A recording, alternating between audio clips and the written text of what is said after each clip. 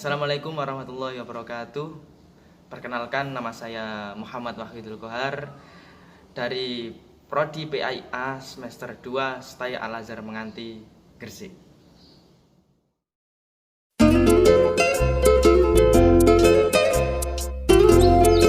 Ya, langsung saja. Di sini saya akan mempresentasikan yang pertama, yaitu tentang pengertian transfer belajar. Transfer belajar adalah sebuah frase yang terdiri dari kata yaitu transfer dan belajar. Transfer itu sendiri adalah kata pungut dari bahasa Inggris yaitu transfer, yang berarti pergantian, serah terima atau pemindahan. Belajar sebagaimana telah diketahui adalah serangkaian kegiatan jiwa raga untuk memperoleh suatu perubahan tingkah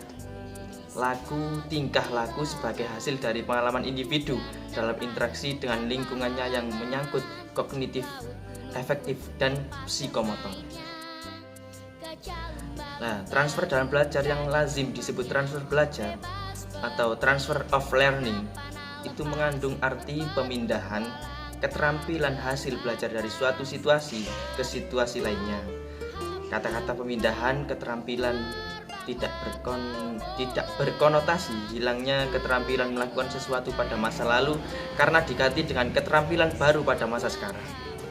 Oleh sebab itu, definisi di atas harus dipahami sebagai pemindahan pengaruh atau pengaruh keterampilan melakukan suatu terhadap tercapainya keterampilan melakukan sesuatu lainnya.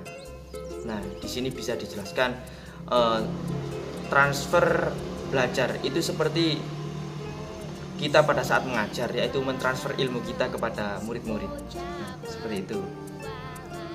Dan menjelaskannya kepada murid-murid kita.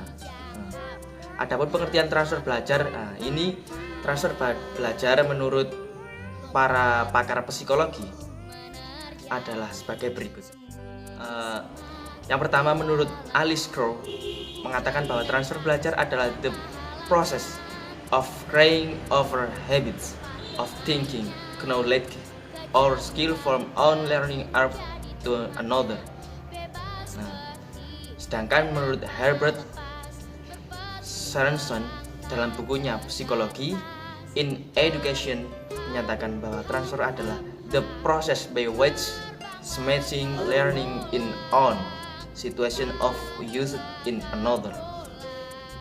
Sedangkan menurut William Cartrow mengatakan bahwa transfer in the name for the fact the experience of learning and performance in other situation.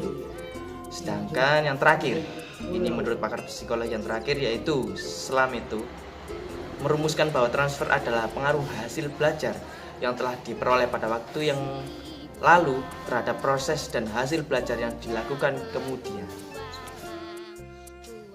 Akan tetapi, tidak selamanya transfer itu terjadi dengan baik seperti yang telah diuraikan di atas. Transfer dalam belajar ada yang berdampak positif dan ada juga yang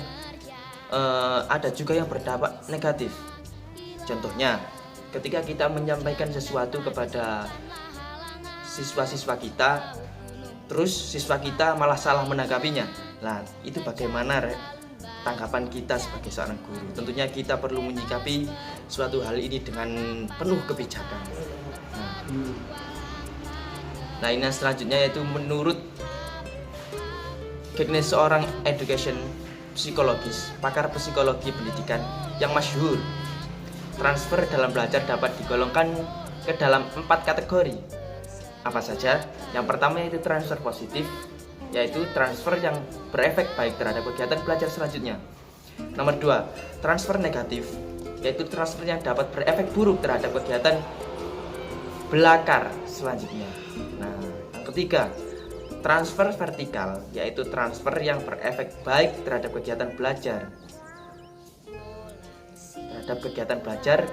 pengetahuan atau keterampilan yang lebih tinggi. Sedangkan yang nomor 4, transfer lateral, yaitu transfer yang berefek baik terhadap kegiatan belajar, pengetahuan atau keterampilan yang sederajat. Nah, Mungkin sedikit itu tadi kesimpulan dan juga pengertian atau teori tentang transfer belajar. Sekian dari kami. Wassalamualaikum warahmatullahi wabarakatuh.